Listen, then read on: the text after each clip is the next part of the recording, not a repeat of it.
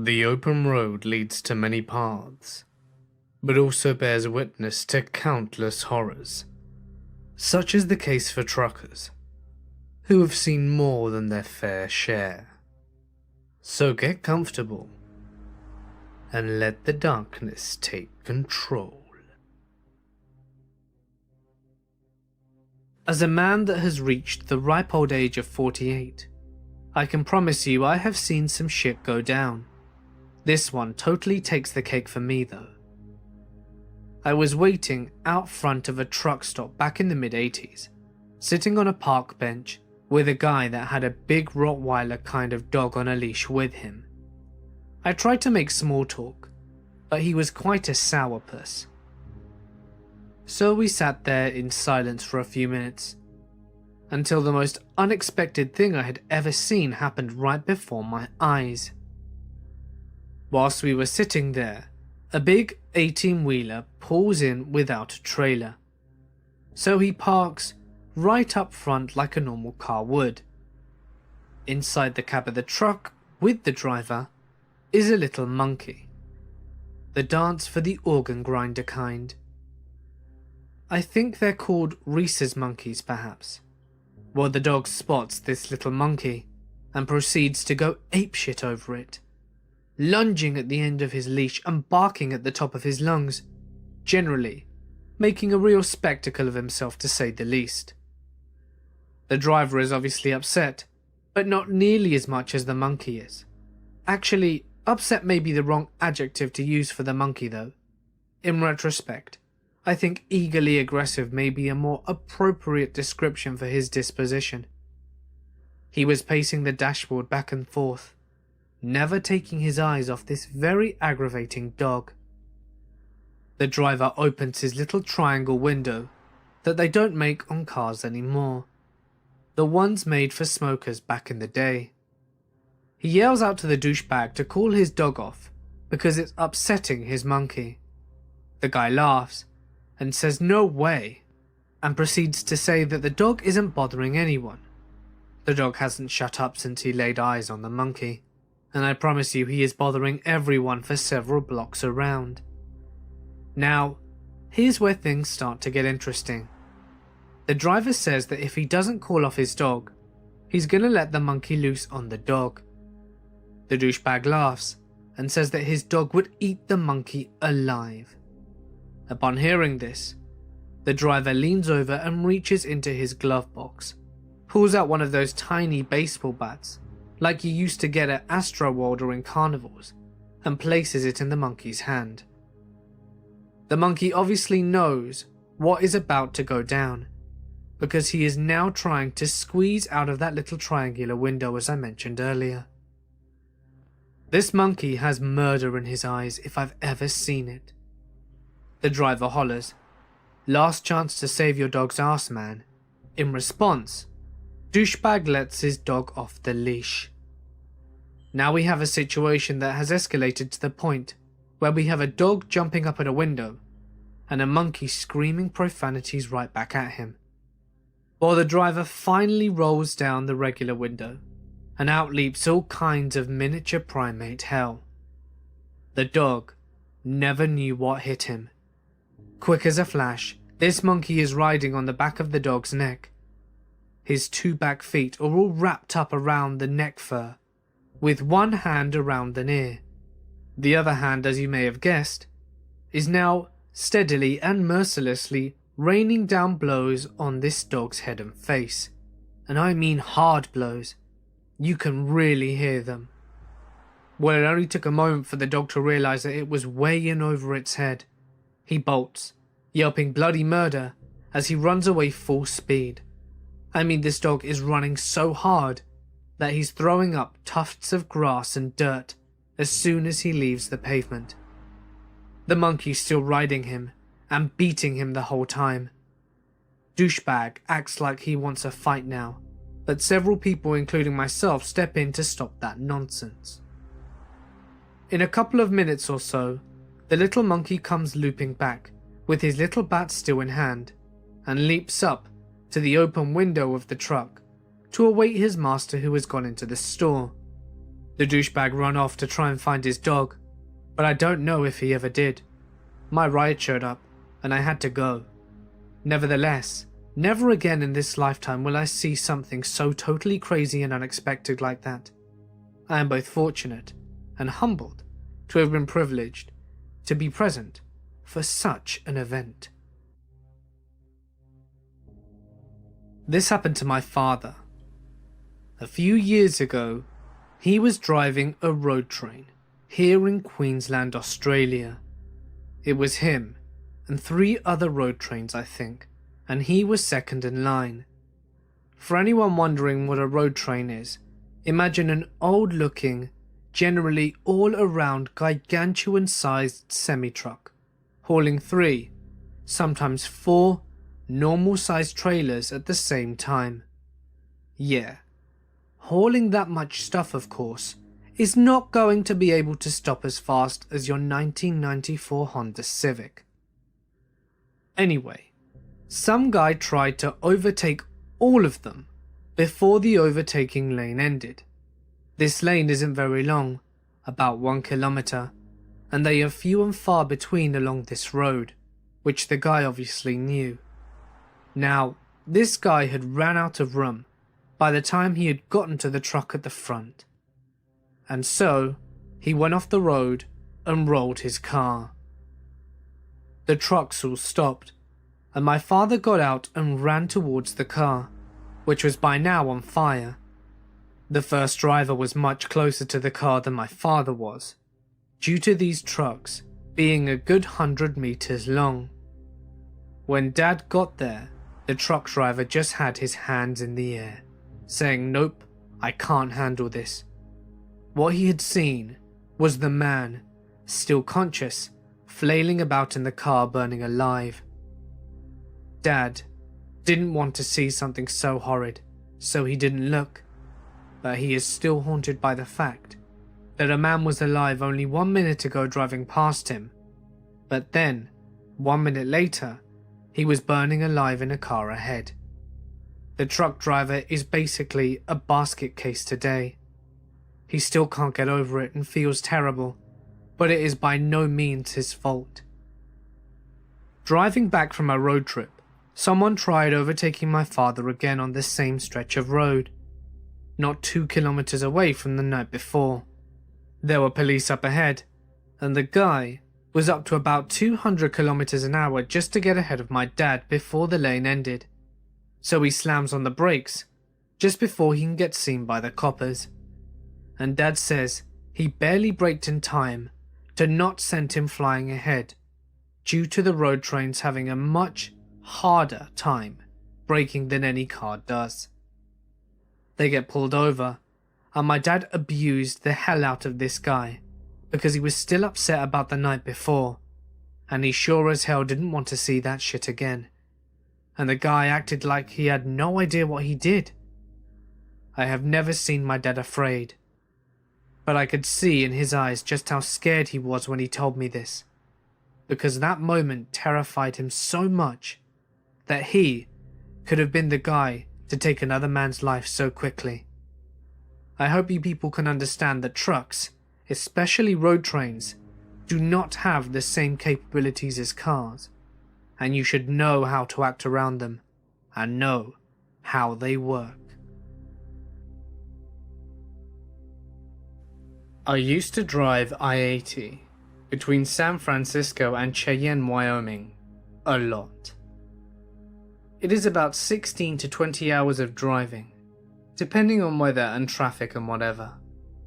Anyway, I was driving at night, and the car starts making this odd grinding noise, as if I ran over something that got stuck. It's about 2 AM. I pull into a rest stop that's well lit, and wake up my buddy who is sleeping. I explain to him, as we both get out the car, that I heard what sounded like a kid crying. There are no other cars at the rest stop on this windless night, but we frequently heard stories about child trafficking and kidnapping nearby. So we decided to check it out. We grab our flashlights and head towards the noise, which is coming from the bathrooms. As we get closer, we realize it's coming from the women's bathroom. It's a low, dull sobbing. We walk in, expecting to see some brutally beaten and/or raped 8-year-old or something. And we see nothing. The sound is still there. It's clearly coming from the room. But the room is empty. We turn on the lights. Still nothing. Check each stall, the trash can, everything. We start looking for everywhere in the room. But it's coming from nothing. Is it a hidden speaker? Are we on candid camera? What the hell? My buddy climbs up on one of the stalls to get to the top window in the rest stop, which is vented out and open. He closes it, and the noise stops completely. He opens it again, and there's no more noise. We sit there for a few seconds, staring at each other. He shrugs. The window then slams shut again, without him touching it. We were out of that bathroom in seconds. The noise started up about 10 seconds after, just as we were getting to the car, and we were tearing out of the parking lot within 10 seconds. The grinding noise was still there. So at the time, I pull over a few miles later at a Flying J truck stop, well lit and sometimes occupied. Couple of truckers there, no other civilians like us. We check under the car. There's a red and silver piece of metal wedged between the part of the car and the road, about half an inch off the ground or so. So with us in the car, it would have definitely been grinding against the ground. I can't remove it by hand, it's really wedged in there. So we kick at it to bend it and figure that we'll remove it when we get back. A week later, I had my mechanic take a look at it when he was doing a service. It was part of a kid's tricycle.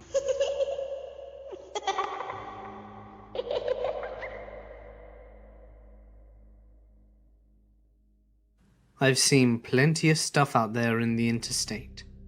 My first couple of years, I was a night driver, so it was hard to see things sometimes. But the one time in Pennsylvania was me trying to follow a fellow flatbedder who was hauling serious arse through the mountains. At one point I start to fall back because I can feel the van starting to lean. It wasn't long after that I reached down to take a swig of the handy monster I had. And I look up and there's a guy standing off the shoulder just outside the tree line wearing what appeared to be some type of soldier uniform. He looked like he was from the Revolutionary/War era. He had a musket as well. As I approached him, I could see him staring right at me. And then he starts walking back into the tree line, still looking at me. Before he manages to make it through the trees, he disappears. Like, literally vanishes in thin air. I had my windows down, and the air in the area got really cold. And after about a mile, it seemed to warm up again. I had a really sad feeling come over me for a while afterwards. Needless to say, I didn't stop for the rest of my shift. New Mexico, Nevada, and Utah are some of the states that to this day, I still see shit in the skies that I can't explain. Lights rapidly changing directions and taking off at blinding speeds, but no sound barrier being broken. I've seen lights hovering over the desert several miles off the interstate, and then it suddenly takes off or just cuts out. Various shapes and sizes from what I can make out. I know military aircrafts pretty well, and some of them more than likely were, but some of them absolutely cannot be military aircrafts currently in mainstream use. Conventional aircrafts don't move like that. The most vivid one would be at an off-ramp in New Mexico. I stopped to take a whiz and decided to turn around to give it a 15-minute break, since my arse was sore anyway. As I'm stargazing and admiring how clear this sky is, I saw what looked like a formation of lights in the shape of a triangle lift off the desert floor and then take off into the sky. I kept my eyes on it, and it just kept gaining altitude until the lights just disappeared. I looked down at my watch and noticed that it wasn't ticking, so I pulled my phone out, and it's off. I turned my phone on, and according to the time on my phone, it had been 5 minutes since my watch stopped. I felt like whatever it was that just took off had something to do with it. Kent, Texas is another one. There's an old Chevron station, and it seems like FedEx drivers like stopping in there in droves.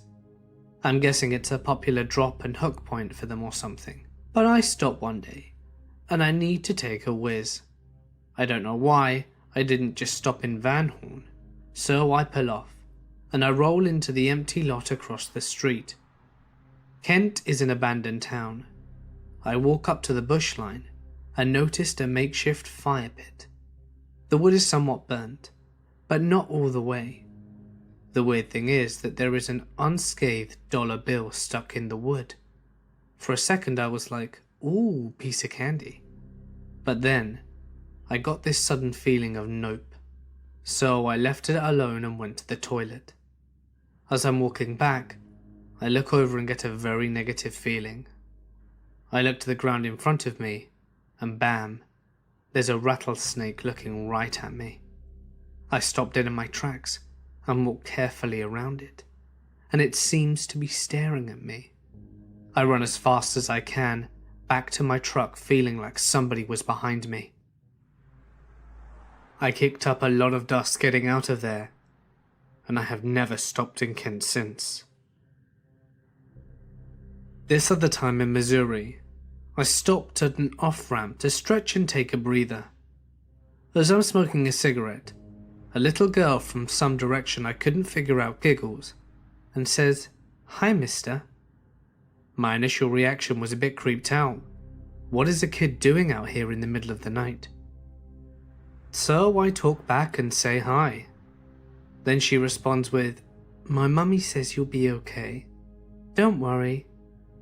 Now utterly confused, I ask her what she means. No response.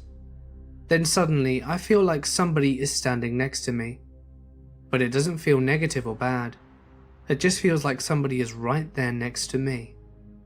Since it didn't have a negative vibe to it, I just finished my cigarette and left. Later on down the road, I realized that I forgot to fuel up at my last stop when the warning light came on. So I scrambled to look at my GPS to find the nearest truck stop, and I find one and set the course. As I roll up to the truck stop, my truck starts spluttering, and I barely make it to the fuel line before the truck starts dying. I ran out of fuel just as I got to the fuel line. It wasn't until I was fueling up that it occurred to me what the hell happened at my last stop. This is my final tale though. One night in Arizona, a woman was begging for money, which isn't uncommon at truck stops. She gave the whole sob story about her boyfriend leaving her, she didn't have a job, and lost the apartment. Her 2 kids were hungry, and she didn't know what to do. With me being a social creature, I let the conversation go on for some reason. To make it short, she was molested by her father as a child, raped on several occasions in her teen years, and then found a lesser of an evil boyfriend who tried to get her into drugs, got her pregnant and beat her all the time. I hear that kind of stuff frequently, but just in case she was telling the truth, I gave her what I had in my pockets, which ended up being around $40. She broke down and cried right there, and I started to wonder that perhaps she was telling the truth. She walked away after some more small talk, and I go inside to get dinner, and unbelievably, I see her with her 2 kids that look as sad as can be, ordering dinner. They all looked depressed. I knew at that moment that she wasn't lying about a thing she told me, and I felt a lot of remorse for not doing more. so I told the waitress to put their meals on my tab. The look on her face when the waitress said that their meal was being paid for by someone else was a look I shall never forget. I'm not a trucker, but a dispatcher. However, this story is about a trucker. We had a driver who had, shall we say, an odor problem. I'm not talking like body odor sweat. I'm talking about stale urine. Any time he'd come to the dispatch office, it was a race to get him to leave again. The kind of putrid tang that would make you gag immediately and completely involuntarily, regardless of your best efforts. Driver was a rather heavy-set guy, nice enough, but a little slow. We let it go until we started getting complaints from customers about the smell. Now this driver was a flatbed driver, meaning most of his deliveries were onto construction sites, job sites, steel and lumber mills. 90% of deliveries were outdoors, and in the company of rough and tough dudes, who otherwise wouldn't give a damn what you smelt like, we'd still get a couple of phone calls a week from different foremen saying that they wouldn't take this guy onto their site anymore because the odors were so terrible and severely affected his workers. We started delicately attempting to bring it up, trying to urge proper hygiene, etc. He claimed that he showered every day, or every other day at worst, and that it was just what he smelt like, and has always had the problem for as long as he could remember. Nothing he could do. Okay, now here is where things get interesting. At some point, he had to bring his truck in for maintenance. It was a company truck. He did not own it. But we didn't rotate trucks, so he'd had the same one for months. Something had to be checked in the gear shift, so the mechanic had to go inside the truck. Upon climbing into the cab, the mechanic promptly did a 180 and puked out the driver's side door. It was then that the big piss bucket was discovered. I'm not talking like a Gatorade bottle or something like that. I'm talking like a job site shop bucket, filled nearly to the top with urine. The floor was wet around it, indicating that some had splashed out. I'm told that the inside of the cabin smelled 10 times worse than he did. It was basically pure concentrated evil, and the walls of the cabin had a slight yellow-brown dull sheen. We fired the driver, using the complaints from customers as the excuse, and then parked the truck outside in our yard. Doors and windows were opened for a week just to try and dull the smell. Then had a guy with a ghetto pieced together hazmat type suit, rubber gloves, rubber boots, mask, rain slicker, etc. go in and basically douse the whole thing in bleach. No matter what they did, no matter how hard they cleaned it, they could not get rid of the smell. That truck sat outside in our yard for a full year, windows and doors standing wide open. Rain, snow, blustery winds, it just sat wide open to the elements. One day, a year later, the boss decided to close it up and see how it was. Just as bad as the day they tried to clean it was the answer. He decided to scrap the truck 1 week later. About 17 years ago, my dad was a baitfish hauler who made runs from Arkansas to the Northeast and Midwest. At one point, whilst he was in Ohio, traffic came to a dead halt. Accident right up ahead of him. A car had been barreling down the highway and drove right underneath a truck and hit the dot bar. Dad noticed the smoke and figured it meant a fire was starting up. So he jumped out and ran up to the back of the truck, where a bunch of other truckers and some drivers were.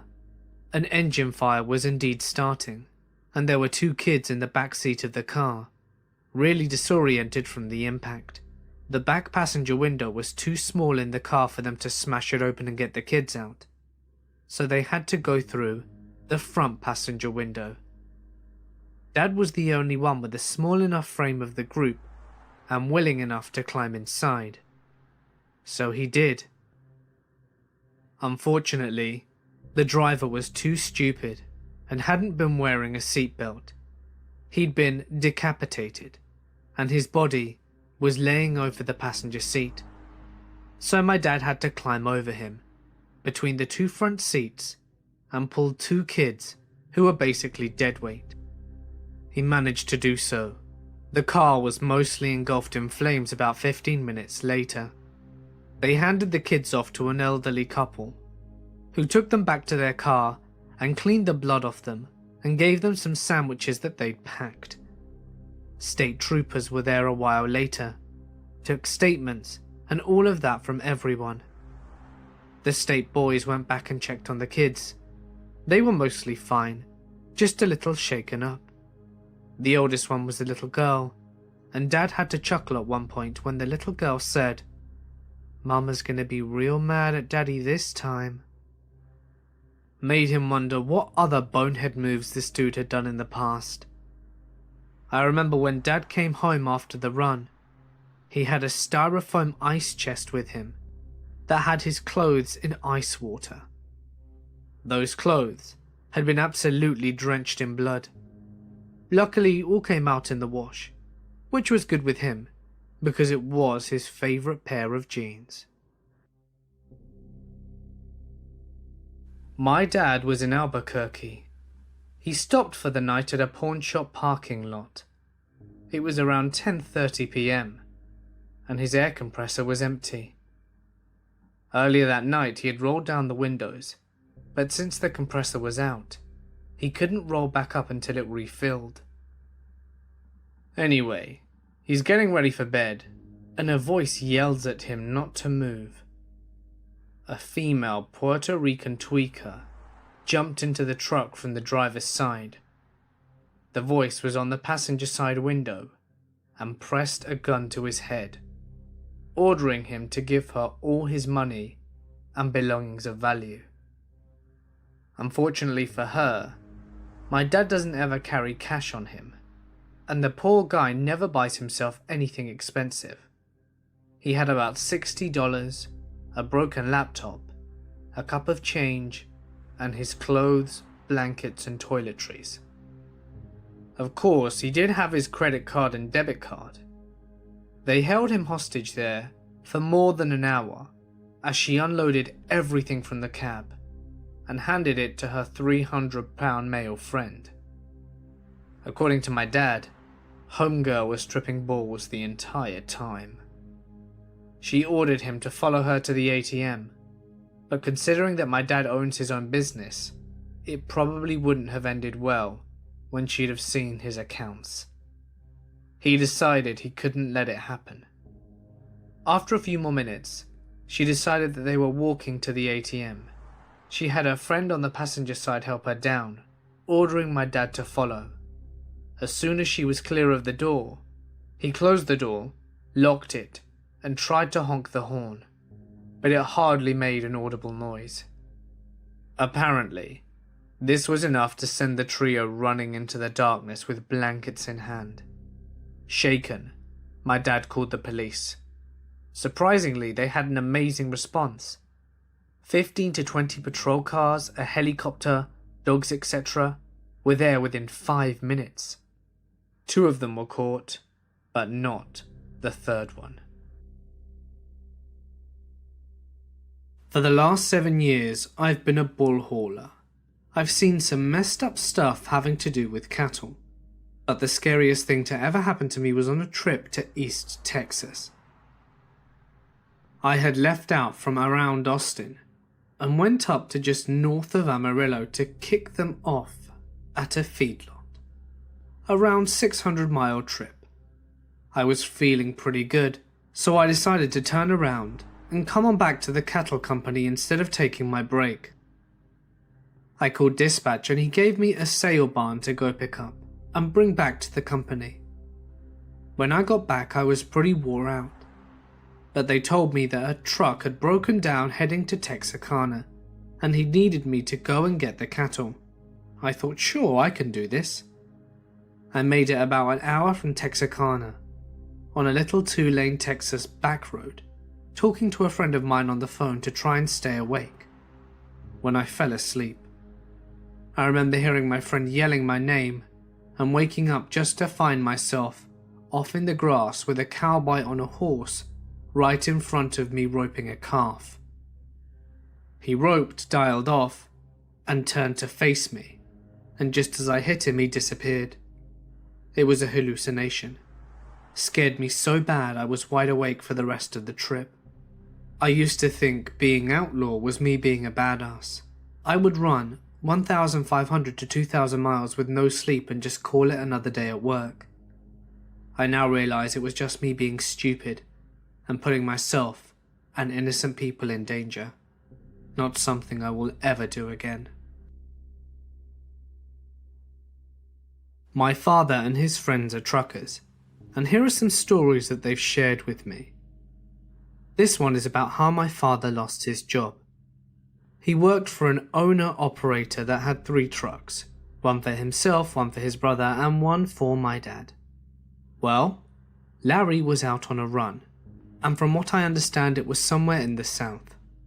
Anyway, Larry was stopped at a stoplight. The light turns green, and he starts to pull through the intersection. Some guys coming the opposite way blow through the stoplight, T-boning Larry's truck. The car went straight under the trailer, crushing the driver and killing him instantly. That's a pretty horrifying thing to witness, right? Larry struggled with PTSD after that. But here's the worst part of the story. The guy that died was married with kids.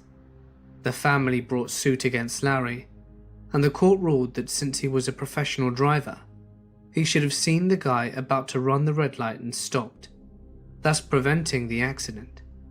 Never mind the fact the guy was driving way above the speed limit, something like 60 miles per hour in a 35-mile zone, and was nowhere in sight when the light changed and Larry started to move forward.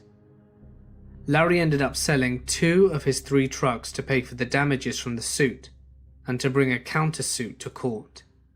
The truck that Larry kept was given to his brother because he didn't want to drive anymore after that.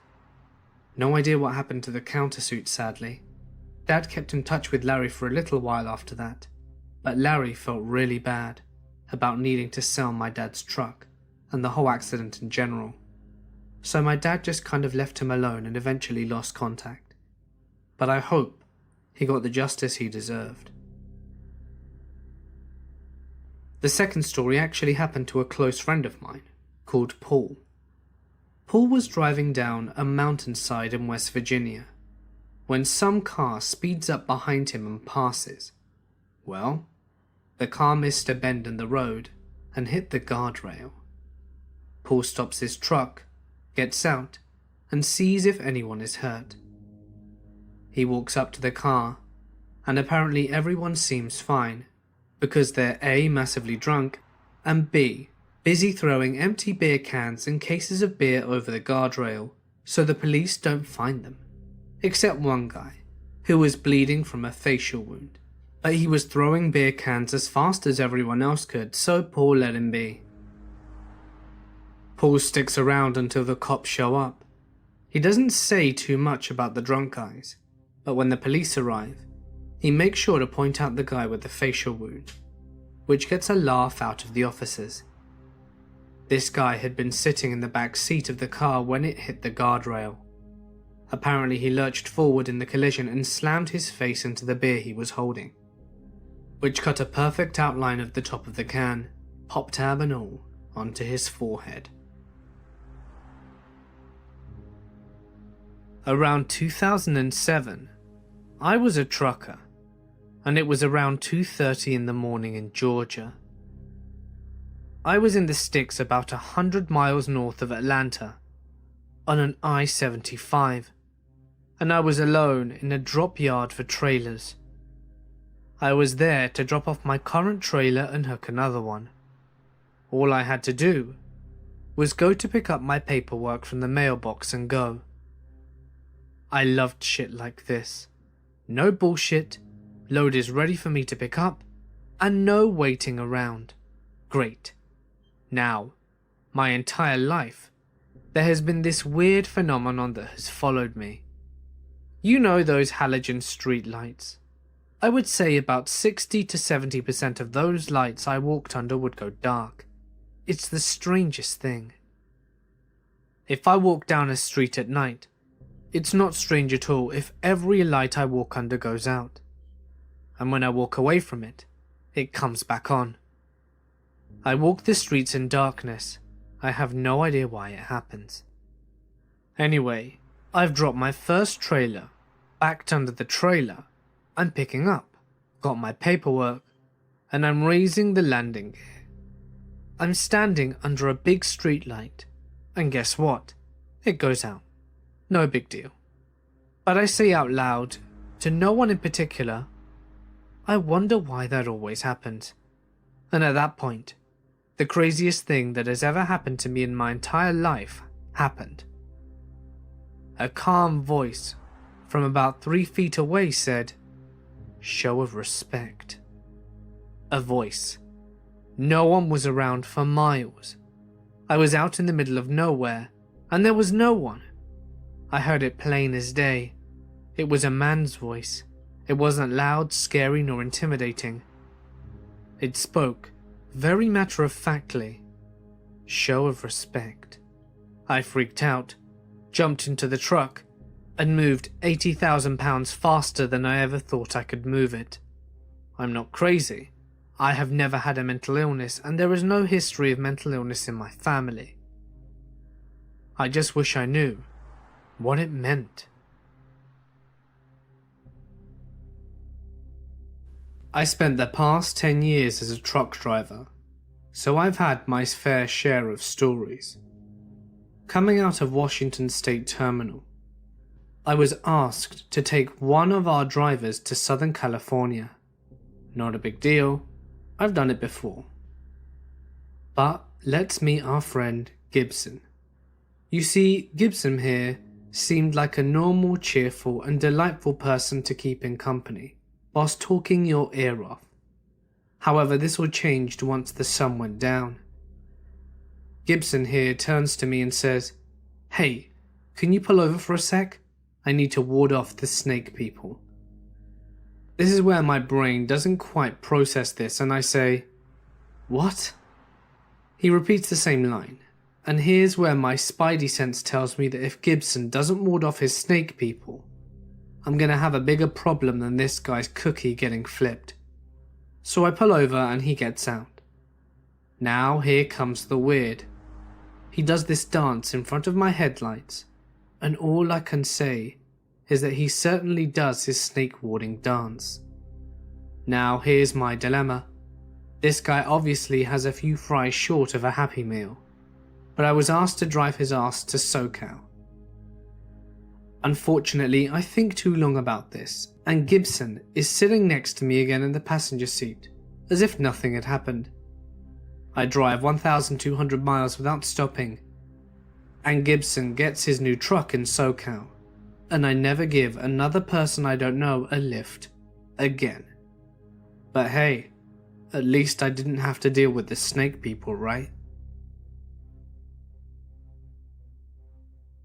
This one happened mostly to my wife, but I was involved.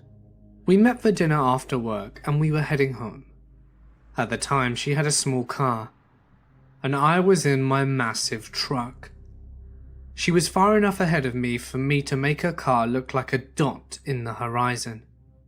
And then she calls me sounding scared and says that some guy in one of those smaller Japanese SUVs looks angry and keeps motioning for her to pull over. Now, there was almost no traffic, and we'd been on the road for a while, so it's not like she had an opportunity to cut him off. Anyway, while she's on the phone, he even swerves at her a bit, trying to force her off the road. I told her to hold on and slow down if she could manage it. I stood on the gas, hoping the truck wouldn't blow up. Unfortunately, it didn't. It wheezed, rattled, and vibrated up to speed that was most definitely not safe. As I closed the gap, the guy got more and more aggressive, and when I got there, she dove into the emergency lane and stood on her brakes as I bore down on him like an express train. Action almost always beats reaction, and this time was no different. I got between them. He pulled into the other lane as if to let me pass, and I got right onto his bumper, flashing lights and honking, which was probably not the smartest move I could have made, since any braking on his part would have been bad, but at the time I was beyond caring. All of a sudden, Road Rage McDouchebag realizes he's about to become the recipient of a steel enema if he doesn't mend his ways, and he took off. My wife caught up, and we took the next exit. She was shaking up a bit, but otherwise okay. We called the police with his plate number, but unfortunately, nothing ever came of it.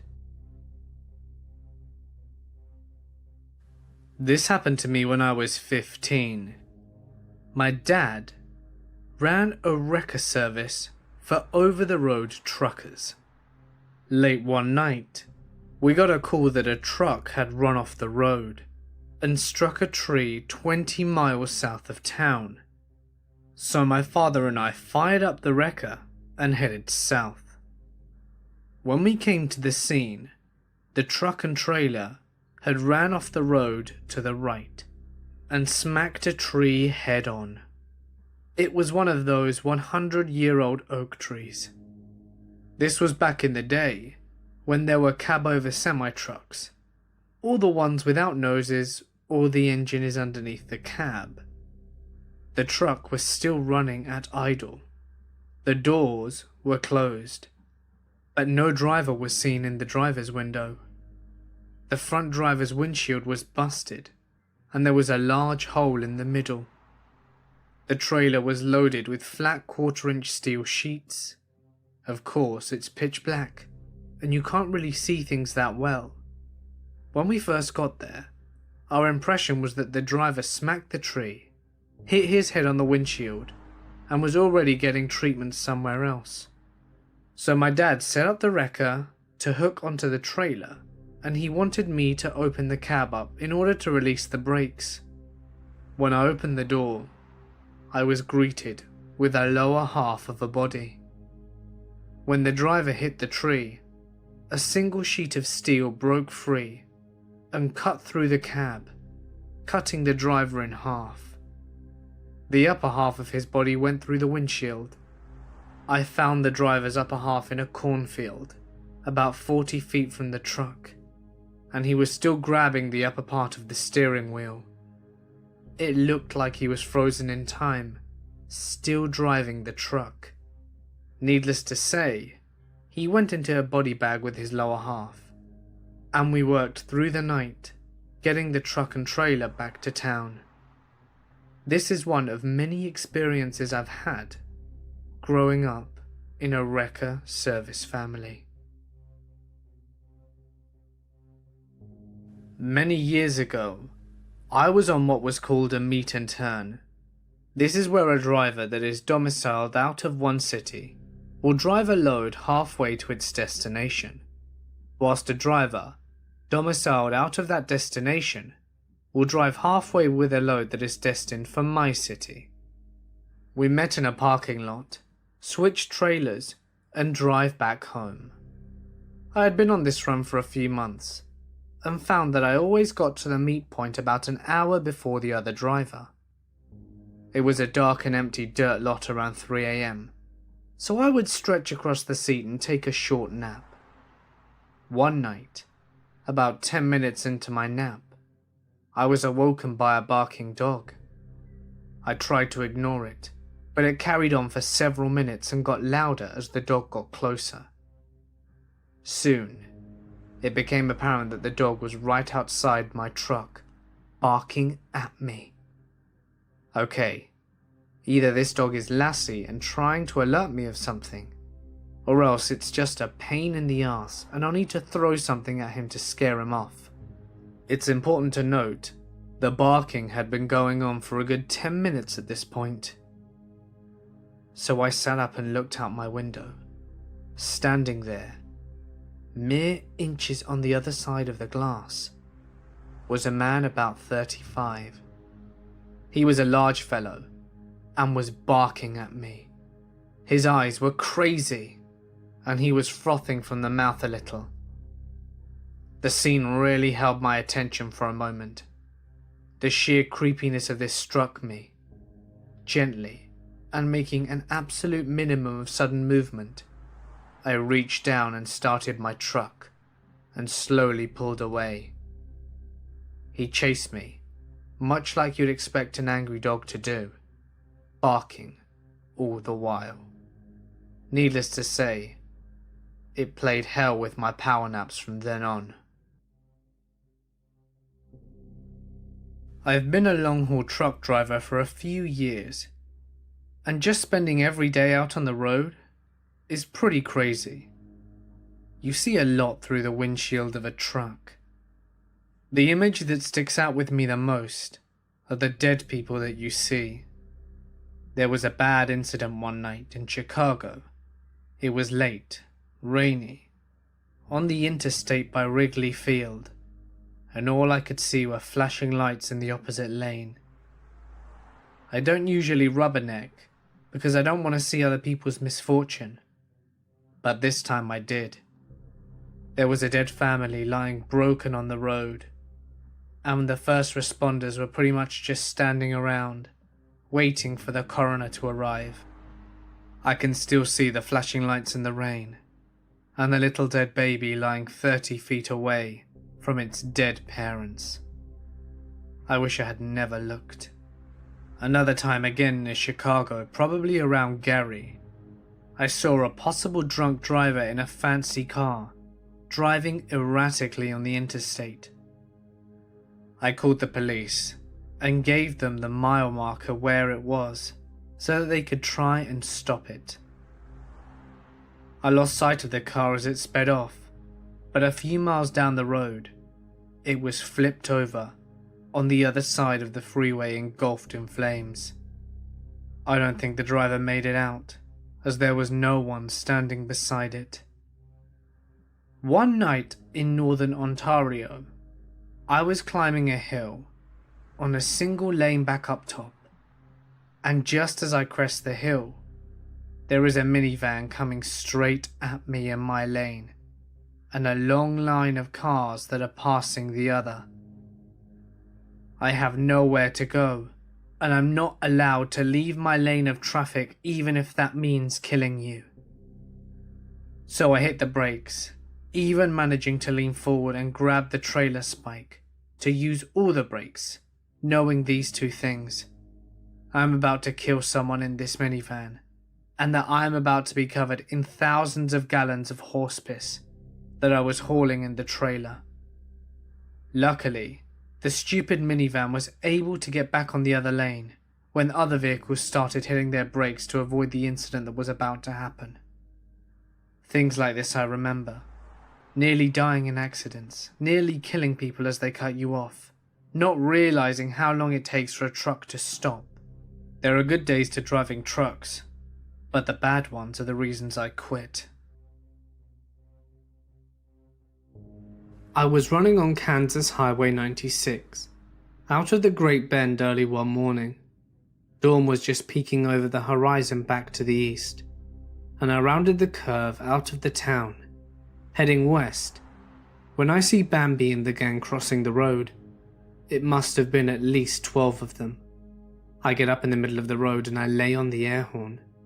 They stop crossing, but they all start running along both sides of the road in the direction I'm going. I get back on the throttle, and just as I come up on the group, I see two of the deer on the north side deciding that they now want to join the group on the south side. Reflexes kicked in, and I jump into the oncoming lane to avoid them. I saw one's face as clear as day, as my fender and the door went past him. He didn't hit the corner door of my trailer or my drives, luckily. However, he did hit his head on the side of my trailer. It must have been enough to daze him as I watch him fall and get hit by my back hopper on the side. He went under my trailer tandems when he exploded. I was gross overweight, so he didn't stand a chance. I pulled over about a mile up the road where it was wide enough to do so, and went to look over my trail. I didn't see any marks on my trailer or hopper, nor anything much of the trailer tandems. The only thing was left was a tuft of fur or two, and blood dripping on both mud flaps. I was driving a shortcut from 29 Pines to Albuquerque. 29 Pines is located in the desolate highway east of LA. The shortcut was all 2-lane roads through the total nothingness, except passing through Amboy, California. Amboy is a nearly abandoned town, nearly as far below sea level as Death Valley, with a dormant volcano and lava field on one side and a salt flat on the other. It was also at the time a hotspot for satanic group activity. So I was driving by myself in the afternoon, and I stopped in Amboy and snapped a picture of the city sign, just to prove to my friends who dared me to take a picture when I got to Route I-40. I got back in my truck and proceeded to drive up the mountain range between Amboy and I-40. Once I reached the top, I am driving north through a canyon with high grass on both sides of the road. Up ahead, I see some stuff in the middle of the road. As I approach, I slow down to see a red Pontiac Fiero stop sideways across both lanes, a suitcase open with clothes scattered everywhere, and 2 bodies laying face down in the road, a man and a woman. I stop 100 feet or so away, and the hair on the back of my neck is standing up. Being a Marine, I reach under the seat and pull out a 9mm pistol and chamber around. Something seemed very wrong. It looked too perfect, as if it was staged. An ambush? Was I being paranoid? Something was just wrong. Getting out seemed unthinkable. It was the horror movie move. I scanned the road and saw that I might just be able to get by, so I drove the line I planned. I passed the back of the Fiero without hitting it or either bodies on the road, and I continued forward a couple of 100 feet and slowed down so that I could breathe and let my heart slow down. I decided at that moment to look back, and the 2 bodies had gotten up on their knees, and 20 or so people emerged from the tall grass on either side of the road. At that moment, my right foot smashed the gas pedal to the floor, and I didn't let up for a long time. I will never know what would have happened to me if I'd have gotten out to check, or stopped my vehicle closer to them.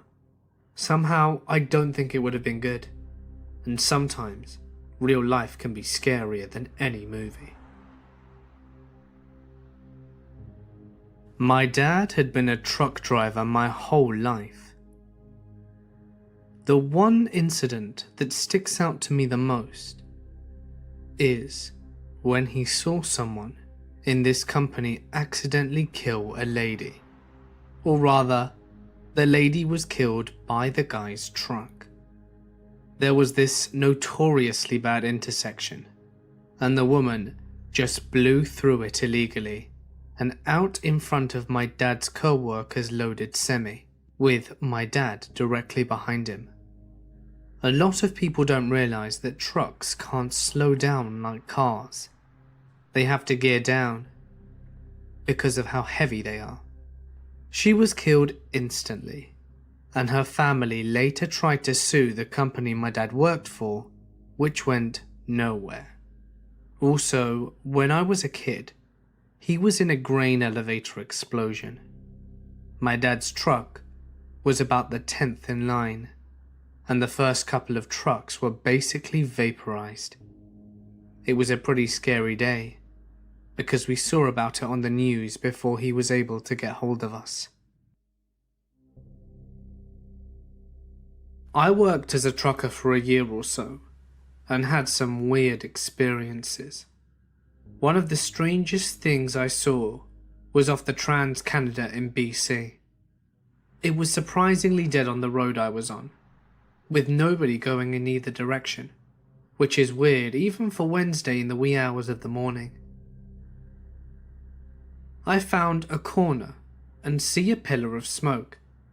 My initial thought was, that explains the no traffic, and I start to slow down since it's kind of a blind corner, and I see that there's only one car off in a ditch, fire blazing. I pull off the road to see if anyone is injured as I can't see anyone, and on the other side, the clearing is, no joke, 4 or 5 black bears standing on their back legs. As I notice them, they all begin roaring like crazy, like I intruded on some sort of party or something. I back away back into my truck and watch them as they calmly continue to watch the fire. I don't even know what happened that morning, and I will never know. Bears are weird. My uncle was a truck driver for many years. He doesn't share a lot of stories, but he told me this one night, whilst we were drinking beer. He spent several years doing cross-country trips, often loading up his trailer in the middle of the night.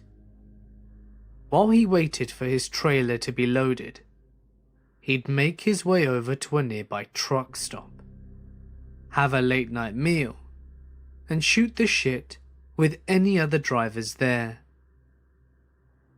After a while, he would make friends with drivers that were on a somewhat similar schedule. He befriended this particular guy that he would run into about once a month or so. He said this guy was massive, a huge guy. My uncle is kind of a wise ass that can get annoying really quickly. He said this was one guy he knew that when he crossed the line and agitated him, it was time to go. Anyway, he runs into this guy every so often, and they shoot the shit and kill time while their semi-trucks are getting loaded up. One night, the guy invites him back into his semi. He wants to show him something that he built there in his semi. This guy's semi has a sleeper on the back, so it's pretty big. Basically, it's a semi-truck with a small room right behind the driver to sleep in. My uncle is intrigued by seeing what kind of custom work this guy has done in his semi, so he goes along with him. Once there, in the truck, the guy shows him what he's built in the sleeper of his semi. It's a big, heavy-duty box. Apparently it has hydraulic arms on either side, so he can open and close it with the push of a button. He says that once he's pushed the button, it seals shut and can no longer be opened. My uncle is kind of weirded out by this, but cracks a few jokes about the box. The guy then starts to get a little bit agitated, and my uncle realized this and decided it's time to leave this guy's semi. A few months later, he found out that this guy was a serial killer, stuffing truck stop hookers and others into this custom hydraulic box. At this point in the story, his hand starts shaking and he can barely drink his beer. That guy was massive, he says. His hand could cover most of my head. He could have stuffed me in that box, and there was nothing I could have done to stop him. Or shit, maybe someone was in there already. He said he still had nightmares about it years later, and after some research, I suspect it was the notorious serial killer, Keith Jesperson. My mother is a trucker, and this is her story. She was driving through Arizona when she saw what she thought were leaves blowing across the road in the distance. This puzzled her, since there's mostly pine trees in northern Arizona. When she finally got to the leaves, she realized that they were migrating tarantulas. Thousands of them. There were so many of them that her truck was sliding on their guts, so she had to slow down. She stopped at the first truck stop and told her co-driver to fuel up, as he was sleeping at the time, because she was not going to step foot outside after what she'd just seen. Her co-driver was pissed, since it was technically his time off, and he thought she was going crazy, until he saw the tarantula guts and legs caked in the inside wheel of the truck. She also outran a tornado in the Midwest. She was about to pull over and take cover until she saw another big rig that was parked on the side of the road get tossed a couple of 100 yards away like a toy. She called me and told me that she thought she was going to die and wanted her last words to be "I love you" to me. She pulled off the freeway and got to a Walmart where she ran into the basement where all the staff and customers were taking shelter. After the tornado passed, they stepped out of the basement into daylight, since the Walmart was destroyed. My dad drives in Texas a lot, but there is a particular road he always avoids. I'm not sure which road it is, but he says it's in the middle of old Native American land. On a cloudless night, he was driving through. He kept seeing shadows run along the side of his trailer. Every once in a while, he would hear a loud bang, as if someone was slapping the side of the trailer. After a while, he was getting tired of it. It could have possibly been something that demanded his attention. So he decided to stop and see if perhaps a tire had blown, because that was probably the most likely thing that could be making the noise. He opened the door and stepped out. He did his usual walk around, checking the tires, but as he turned the corner, he heard a laugh, and a shadow took off running down the road. Needless to say, he shit his pants and jumped into the truck. He was driving like a maniac, and about 15 miles later, he saw the skinwalker standing on the side of the road with its arms crossed. He didn't stop until daylight. My dad was a trucker for years before a work injury grounded him. He came home white as a sheet one day and wouldn't talk for 2 days. When he did, he told us that a lady had ran a red light and tried to speed underneath his trailer. This was shortly after the Fast and Furious movie came out, and the resulting wreck turned the car into a convertible and decapitated the woman. The side of his trailer was a Rorschach of blood and grey matter, and it took my dad 2 months of therapy to get back in his rig. And even though the insurance company said it was fixable, he scrapped the trailer and started pulling trailers for a big company instead of his own. I just wish that some people would be more careful on the road.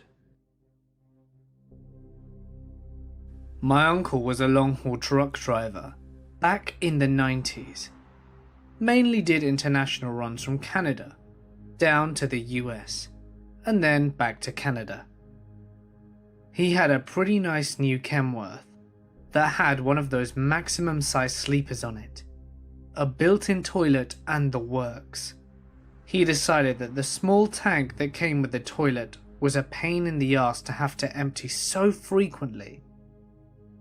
So he converted half of his passenger side diesel tank into a septic tank. A few weeks after converting his tank, he happened to pull into a truck stop somewhere in the United States and parked for the night after driving longer than he should have. He woke up at 5 a.m. with the dawn just starting to get bright. He climbed out to see beside his truck something that would make him laugh every time he tells this story. On the ground on the right-hand side of the truck was a 5-gallon jerry can, a siphon hose with one end in his tank and the other laying on the ground. Puddle of puke and some puke footprints. Another few feet away, puddle of puke. Another few feet away, another pile of puke. Some dumb son of a bitch tried to siphon his septic tank in the middle of the night.